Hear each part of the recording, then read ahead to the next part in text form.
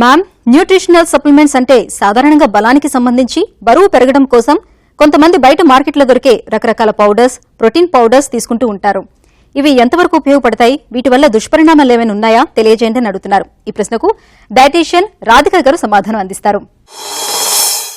జనరల్గా ఇప్పుడు ఒక క్రేజ్ అయిపోయింది. ఎవరు చూసినా కానీ ఇఫ్ దే వాంట్ వెయిట్ పెరగాలన్నా కానీ, వెయిట్ తగ్గాలన్నా కానీ, లేదా బాడీ బిల్డింగ్ చేయాలన్నా కానీ, మజిల్ పెరగాలన్నా కానీ, వాళ్ళు ఫస్ట్ థింగ్ వాళ్ళు ఆలోచించేది ఏంటంటే ఎనీ న్యూట్రిషనల్ సప్లిమెంట్స్ ఉన్నాయా, ఎనీ పిల్స్ ఉన్నాయా, ఎనీ షార్ట్ కట్ మెథడ్స్ ఉన్నాయా టు ఇంక్రీజ్ మై థింగ్ అని.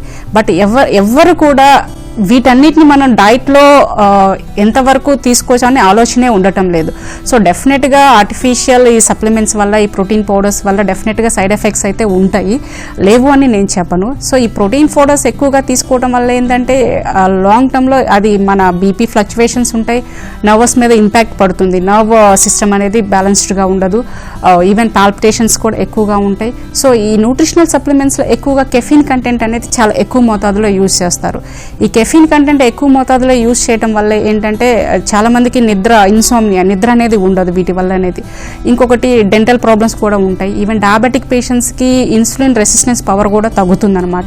సో డెఫినెట్గా వీటి వల్ల వచ్చే లాభాల కంటే దుష్పరిణామాలు ఎక్కువగా ఉన్నాయనే చెప్పాలి. సో ఎప్పుడైనా సరే నువ్వు వెయిట్ పెరగాలన్నా కానీ, లేదా మీ బాడీ జిమ్కి వెళ్ళే వాళ్ళు if they want to increase their muscle mass అయినా సరే, న్యాచురల్ సోర్సెస్లో ఫుడ్ త్రూ ఎంతవరకు గెయిన్ చేయొచ్చు అనేది ఆలోచించండి. ఇప్పుడు ప్రోటీన్ సోర్సెస్, మీకు ప్రోటీన్ డెఫినెట్గా ఇంత ప్రోటీన్ జిమ్కి వెళ్ళే వాళ్ళకి ప్రోటీన్ సోర్సెస్ చాలా ఎక్కువ ఉంటుంది. సో వాళ్ళకి కావాలి అంటే what are the protein rich foods అనేది మనం చూస్ చేసుకొని వాటిని మన డైట్లో, ఇప్పుడు సపోజ్ మనకు ఒక 80 grams ప్రోటీన్ కావాలి అంటే ఇప్పుడు మనం తీసుకోవాలి what are the protein rich sources. Vegetarian సోర్సెస్లో ఏది ఉన్నాయి, నాన్ వెజిటేరియన్ సోర్సెస్లో ఏమి ఉన్నాయి. సో వీటిని క్లబ్ చేసుకొని హోల్ డేలో మీరు ప్లాన్ చేసుకొని తీసుకోవటం వల్ల మన బాడీకి కావాల్సిన ప్రోటీన్ రిక్వైర్మెంట్స్ అనేది డెఫినెట్గా అందుతుంది.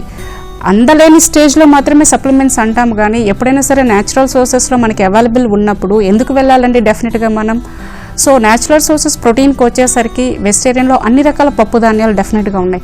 ఈవెన్ లేటెస్ట్ కినోవా అని కూడా వస్తుంది. It's the type of millet only. So వాటిలో ప్రోటీన్ కంటెంట్ చాలా ఎక్కువగా ఉంటుంది.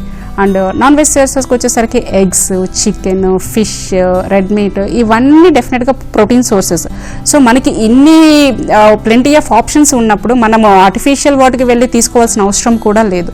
సో దీనివల్ల ఏంటంటే ఈ సప్లిమెంట్స్ వల్ల కూడా ఫ్యూచర్లో కాల్షియం డిపాజిట్స్ అని తగ్గుతాయి, ఇమ్యూనిటీ పవర్ కూడా తగ్గుతుంది. సో చాలా బాడీ మీద ఎఫెక్ట్ అవుతుంది అనమాట. సో డెఫినెట్గా బెటర్ టు అవాయిడ్.